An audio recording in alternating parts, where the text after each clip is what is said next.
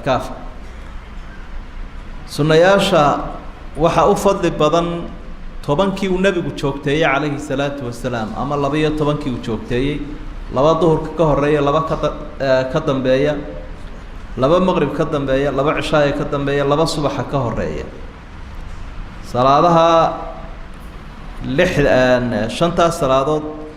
marka laga reebo casarka inta kale sunnayaashaasay lahaayeen waxa uu si fadli badan sunnaha subax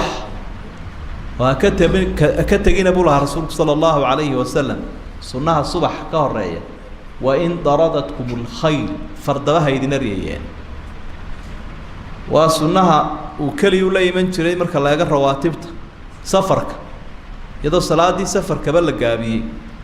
labada ragcadood ee subaxa ka horeeya uu la iman jiray